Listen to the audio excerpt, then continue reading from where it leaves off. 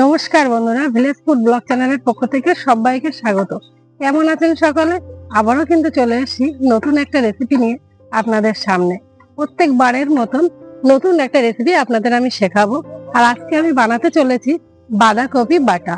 চলুন তাহলে বাঁধাকপি বাটা বানাতে আমাদের কি কি উপকরণ লাগছে সেটা আগে দেখিয়ে দিই। বাঁধাকপি তো আমাদের লাগছেই, সেই সাথে লাগছে আদা কুচি, রসুন কুচি, কাঁচা লঙ্কা কুচি আর শুকনো লঙ্কা। লাগছে সর্ষের তেল, ধনে পাতা, কাশ্মীরি লঙ্কার গুঁড়ো, পেঁয়াজ কুচি, নুন, টমেটো, চিনি, গরম মশলার গুঁড়ো, হলুদ, জিরের গুঁড়ো। চলুন তাহলে রেসিপিটি শুরু করি। তবে রেসিপিটি শুরু করার আগে প্রত্যেকবারের মতো আবারও একটাই কথা, আমার চ্যানেলের রেসিপিগুলো যদি আপনাদের ভালো লাগে তাহলে অবশ্যই লাইক করবেন আর বন্ধুদের সাথে শেয়ার করবেন। আর নতুন বন্ধু হলে পাশে থাকা বেল আইকনটি ক্লিক করে অলে প্রেস করে আমার চ্যানেলটিকে সাবস্ক্রাইব করবেন। চলুন রেসিপিটি শুরু করা যাক। চলুন আগে বাঁধাকপিটাকে ঝিরিঝিরি করে কুচিয়ে নিই।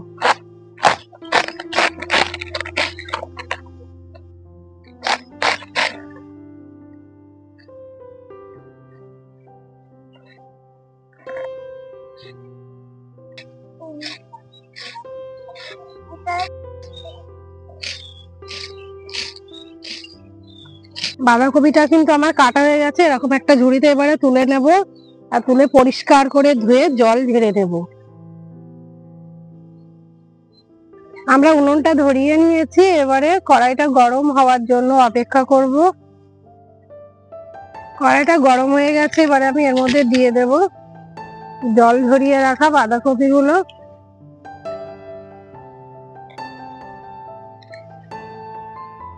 আর এর মধ্যে আমি অল্প পরিমাণে একটু নুন দিয়ে দিলাম। নুনটা দিয়ে এবারে আমি একটু ঢাকা দিয়ে দেব। 2 মিনিট পর ঢাকাটা কিন্তু খুলে নেব। দেখুন বাঁধাকপিটা কত সুন্দর নরম হয়ে গেছে আর অনেক কম হয়ে গেছে। অনেকটাই কিন্তু দিয়েছিলাম, অনেকটাই আবার কমে গেছে। বাঁধাকপি থেকে যে জলটা বার হচ্ছে এটা কিন্তু একটু শুকিয়ে নেব। আরো মিনিট 2 সময় নিয়ে বাঁধাকপিটাকে একটু শুকিয়ে নিতে হবে। দেখুন জলটা কিন্তু পুরোপুরি শুকিয়ে গেছে। এবারে আমি এটাকে নামিয়ে নেব। এবারে আমরা বাঁধাকপিটাকে একটা গ্রাইন্ডারে দিয়ে পেস্ট করে নেব।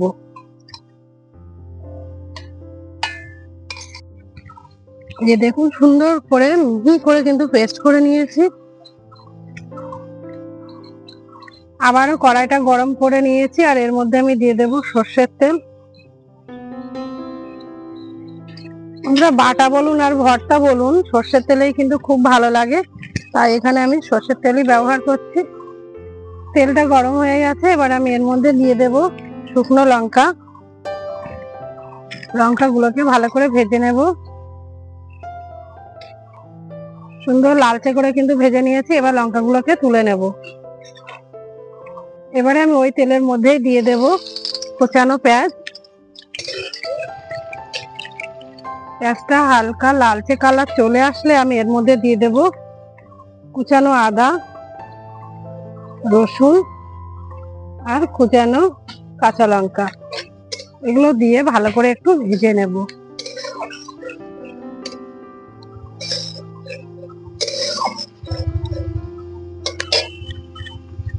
আমি এর মধ্যে দিয়ে দেব টমেটো কুচি। আমি বড় সাইজের একটা টমেটো কিন্তু এখানে নিয়েছি। আসলে দেখুন সুন্দর করে ছোট ছোট করে কেটে নিয়েছি। নরম হতে সময় দেব। এবারে আমি দিয়ে দেবো এর মধ্যে পরিমাণ মতো জিরের গুঁড়ো, একটু হলুদ গুঁড়ো আর কাশ্মীরি লঙ্কার গুঁড়ো দিয়ে ভালো করে নাড়াচাড়া করে নেব। দেখুন কত সুন্দর কালার এসছে। টমেটো আর কাশ্মীরি লঙ্কার গুঁড়ো দেওয়ার কারণেই কিন্তু কালারটা এত ভালো এসছে। আর মশলাটাও কিন্তু খুব সুন্দর করে কষানো হয়ে গেছে। এবারে আমি এর মধ্যে দিয়ে দেব বাঁধাকপির পেস্টটা।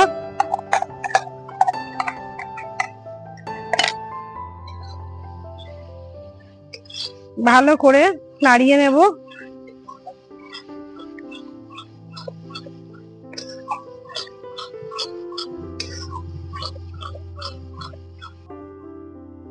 এবারে দিয়ে দেবো এর মধ্যে একটু চিনি।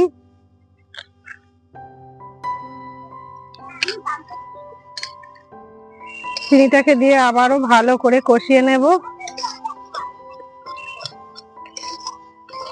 রান্নাটা কিন্তু খুব অল্প আঁচেই হবে, না হলে তলায় লেগে যেতে পারে।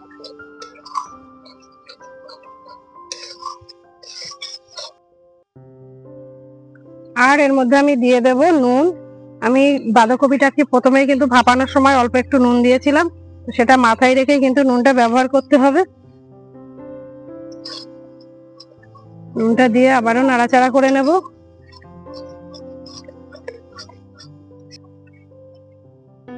এবার যে লঙ্কাটা ভেজে রেখেছিলাম, লঙ্কাটাকে ভালো করে এরকম ভাবে ভেঙে নেব। এবারে শুকনো লঙ্কাটাকে এর মধ্যে আমি দিয়ে দেব।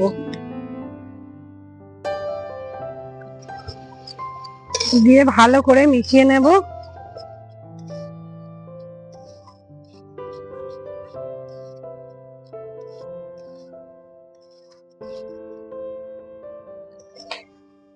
আর একই সঙ্গে এর মধ্যে আমি দিয়ে দেব ধনেপাতা কুচি।